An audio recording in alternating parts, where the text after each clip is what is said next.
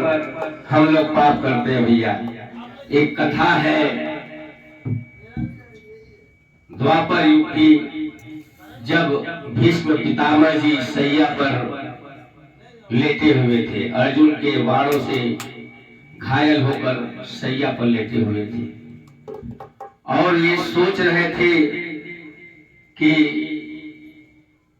मुझे कौन सा मैंने ऐसा पाप किया जिसके दिन मुझे आज ये देखने पड़े हैं। मित्रों, एक सुई अगर कहीं चुभ जाती है कितना दर्द होता है। सैकड़ों तीर महात्मा भीष्म के शरीर में लगे हुए थे और वे सोच रहे थे कि ऐसा कौन सा पाप किया जिसकी सजा मुझे आज मिली। यही सोच विचार में और कर ही रहे थे, तब तक भगवान कृष्ण जी उनके पास आते हैं मुस्कुराते हुए। भीष्म पितामह सोचते हैं कि कृष्ण मेरे पास मुस्कुरा कर मेरी हालत में मुस्कुरा रहे हैं, परंतु कृष्ण भगवान तो भगवान ही होते हैं, मन की बात जान लेते हैं। लेकिन महात्मा भीष्म से रहा नहीं गया, उन्होंने कहा कि हे केशव, तुम मेरी इस दशा पे हंस रहे हो, तुम्हें भी हंसना आ रहा है। भगवान बोले, नहीं महात्मा भीष्म जी, मैं आपकी इस दशा पे नहीं हंस रहा हूं, मैं हंस इसलिए रहा हूं कि जो आप सोच रहे हैं। महात्मा भीष्म ने कहा, क्या मैं जो सोच रहा हूं तुम समझ पा रहे हो? भगवान केशव कहते हैं, मुझे हंसी इस बात पे आ रही है जो आप इस समय सोच रहे हैं। तो महात्मा भीष्म ने कहा कि तब फिर बताइए कि मैं क्या सोच रहा हूं। भगवान बोले, तो आप वही बताएंगे कि क्या सोच रहे हैं आप। महात्मा भी समझ जाते हैं कि भगवान ने सब चीज सुन लिया है, देख लिया, क्योंकि ये तो अंतर्यामी है। उन्होंने कहा, केशव मैं ये सोच रहा हूं कि आज जिस सैया पे मैं पड़ा हूं, मैंने किस जन्म में ऐसा पाप किया था जिसके कारण मुझे इस सैया पर लेटना पड़ा। केशव ने कहा कि महात्मा भीष्म जी, अपने कर्मों का फल आपको एक न एक दिन मिलना ही है। आपके पुण्य आगे आ जाता है, इसलिए फल जो है पीछे चला जाता है। महात्मा भीष्म ने कहा कि मैंने तो सब देख लिया केशव, मैं किसी जन्म में ऐसा कार्य नहीं किया हूं जिसकी सजा मैं आज भुगत रहा हूं। भगवान कृष्ण बोले कि महात्मा जी, आपने कितने जन्म का देखा आपने हाल? महात्मा भीष्म पुण्य आत्मा थे, उनके आगे पीछे 2, 4, 10, 100, 50 जन्मों का भी दिख जाता था, क्योंकि वो ऐसे महात्मा थे भीष्म जी। भीष्म ने कहा, केशव मैंने कई जन्म देख लिया। तो भगवान ने कहा, कितने जन्म तक देखे? मैंने कहा कि मैंने 100 जन्म अपने खंगाल डाले, लेकिन मुझे कोई ऐसा पाप नजर नहीं आया जिसके लिए मैं आज जिम्मेदार हूं।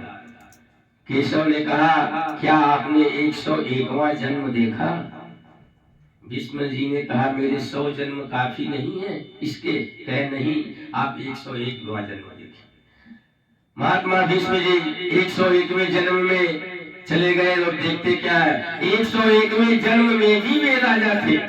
सोचिए कितने बड़े पुण्य आत्मा रहे होंगे। 101वें जन्म में भी वे राजा थे, शिकार करने के लिए जा रहे थे जंगल में।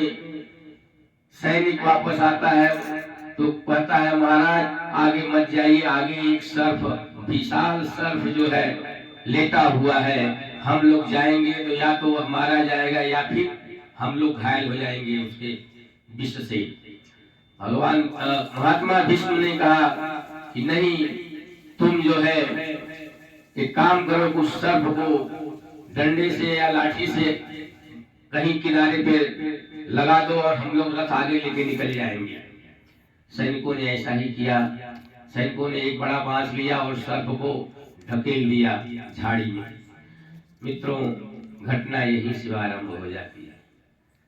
झाड़ी में जैसे ही ढकेला नीचे नागफनी के काटे थे, उसी के ऊपर सर्प जाकर के गिरा, पोंछ उसका गिरा, और जैसे ही पोंछ गिरा, पोंछ के अंदर उसके तीर, नागफनी कठोर बड़ी बड़ी कीलें रहती है उसके अंदर, पूंछ पे जैसे ही धंसा, सर्प ने सोचा कि मेरे को कोई पकड़ लिया या कोई मार रहा है, उसने अपना फन भी उसके ऊपर दे मारा, नागफनी के कांटे को, उसके फन में भी कांटे लग गए और उसी प्रकार सोया जिस प्रकार भीष्म पड़े हुए थे।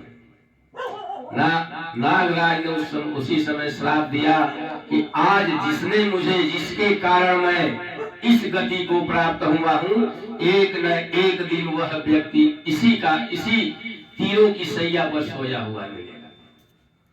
भीष्म पितामह समझ जाते हैं कि मुझे 101 जन्म मेरे पुण्य कार्यों के खातिर मुझे सजा नहीं मिली, 101 जन्म में मैंने जो पाप किया था वह मुझे आज मिला है। भगवान से बोले भीष्म, केशव, मैंने तो कोई जानबूझकर उसे इस हालत में नहीं पहुंचाया था। भगवान कहते हैं वह राजा ही क्या, जो अपने प्रजा में रहने वाले जीव जंतुओं को देखभाल न कर सके, उन्हें न समझ सके, उसे राजा होने का कोई अधिकार नहीं। इस प्रकार भीष्म पितामह जी उस सैया पे पड़े रहे, उस नाग के श्राप के कारण। मित्रों सोचिए हम लोग कितना पाप करते हैं, पग पग पे पाप करते हैं, हमें कितनी सजा मिलेगी। एक न एक दिन हमारे कर्मों की सजा अवश्य मिलेगी, यह चाहे जन्म जन्मांतर बीत जाए, लेकिन सजा मिलनी तय है। जो हम करते हैं पाप कर्म, उसकी सजा हमें अवश्य मिलेगी। जन्म जन्मांतर बाद मिले ये अलग बात है। हमारे पुण्य आगे आते हैं, इसलिए हमारे जो पाप पीछे चले जाते हैं, जो हमें मिलना होता है। एक न एक दिन निश्चित है, जो हम कार्य करते हैं एक न एक दिन उसका कर्मों का फल हमें मिलना अवश्य है, यह निश्चित किया गया है भगवान की तरफ से। धन्यवाद। जय श्री राम। जय श्री राम। जय श्री राम। जय श्री राम।